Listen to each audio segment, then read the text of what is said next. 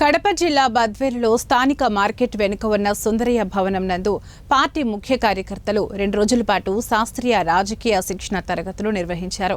ఈ సందర్భంగా జన విజ్ఞాన వేదిక జిల్లా నాయకులు వెంకటేశ్వర్లు మాట్లాడుతూ పార్టీ కార్యకర్తలు శాస్త్రీయ విజ్ఞానాన్ని పెంపొందించుకోవాలని, సమాజ అభివృద్ధి కోసం ప్రతి కార్యకర్త తప్పనిసరిగా పనిచేయాలని ఆయన అన్నారు.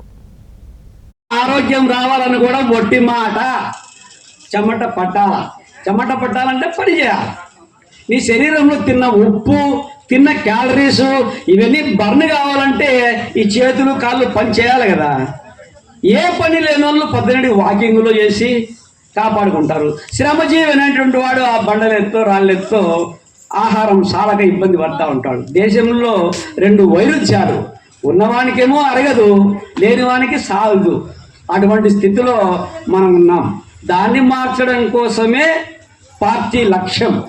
దాన్ని మార్చడం కోసమే పేద బడుగు బలహీన వర్గాలన్నీ డెవలప్ కావాలంటే ఆ పార్టీలు చేయలేవు. ధనిక వర్గ పార్టీలు మమ్మల్ని కొంటాయి, 5,000కు 10,000కు కొని అధికారం సంపాదించుకుంటాయి మామూలుగా.